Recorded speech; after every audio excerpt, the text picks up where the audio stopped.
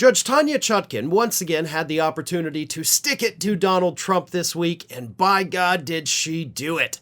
And she did it because she determined that the lawyers for the Trump administration were just lying their faces off in the case that she was overseeing. So here's what happened. Couple weeks ago, maybe a couple months ago, the Trump administration said, hey, there's this clean energy program that the Biden administration put in place. It's filled with fraud, like just so much fraud. They're just stealing money. So we're ending the program effective immediately. $20 billion in funding that was held by Citibank. You know, they were supposed to dispense it to the groups, the small businesses, so that they could invest in energy-saving technologies with these grants from the government. No more. You can't have the money. So, of course, groups sued, and the Trump lawyers went to the judge and said, Judge, we had to do it. There's just so much fraud. You know, God, we can't even keep track of it. There's so much fraud. So Judge Tanya Chutkan, doing what other judges along the way also should have done in plenty of other cases, said, okay, cool, there's so much fraud, right? Show it. Show me the fraud. All you got to do is just show me a little bit of fraud. Show me that you did this because of the reason you're giving me and not just because you're a bunch of a-holes. Show me the fraud. You say you found it, so just give me the list here. And that, of course, is when DOJ attorney Mark Sachs said that the government had not gathered evidence to that effect.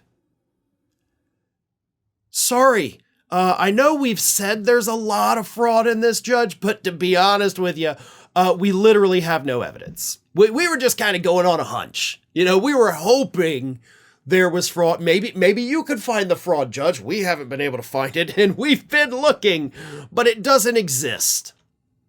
So, of course, at that point, Judge Tanya Chutkan had no choice, but she was like, okay, well, unfreeze the funds. That's my ruling. Citibank, release the money because there is no fraud, as these idiots had been claiming. But here's what Chutkan said. Here we are, weeks in, and you're still unable to proffer me any evidence with regard to malfeasance. She added that the government had shifted its reasoning for cutting off grants to the 8 large nonprofits, from citing evidence of wrongdoing to citing a change in administration policy. Like, you guys are all over the map. You're giving me one reason after another, and you still can't provide any evidence to back up any of those reasons. So you're going to release the funding. And we're going to let these individuals invest in this clean energy technology because there's no reason not to. The Trump administration, however, remains defiant, and they put out a statement saying, quote, the D.C. District Court does not have jurisdiction to reinstate the $20 billion Biden-Harris gold bar scheme, which is further amplified by a recent Supreme Court decision. These grants are terminated and the funds belong to the U.S. taxpayer. We couldn't be more confident in the merits of our appeal and will take every possible step to protect hard-earned taxpayer dollars. So we're going to ignore the judge. For what, like the 5th time now? This administration has just publicly said, hey, we know the courts told us we can't do something, but we're just going to do it anyway. That's where we're at. Every ruling now that comes down that they don't like, they just say, yeah, we're not going to do it. We don't care.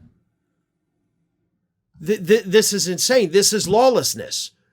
What good is it to have good judges on the bench like Judge Tanya Chutkan when her rulings, her decisions aren't even enforceable because the administration can just say no? You know, this week, this is something I hadn't spoken about yet because I don't want to really piss people off or make you feel depressed, but Judge James Boasberg, right? He's looking into maybe doing criminal contempt against the Trump administration for ignoring his order. That's great, right? Wonderful. Criminal contempt. The Trump administration, Donald Trump personally, obviously, can pardon criminal contempt from a federal judge. So what Boasberg is doing, looking into criminal contempt, is effectively meaningless. Because again, Donald Trump can just pardon anybody that the judge finds in criminal contempt. Civil contempt, however, Trump couldn't pardon.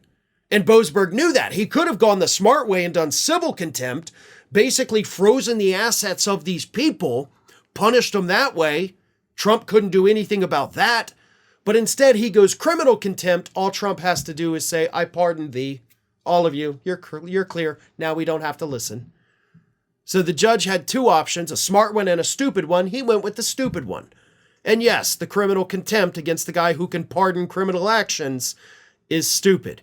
And yes, before you ask, I've done extensive research in it. And yes, Donald Trump can pardon criminal contempt from a federal court.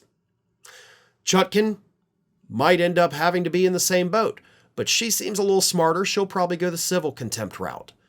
Either way, this is what it is.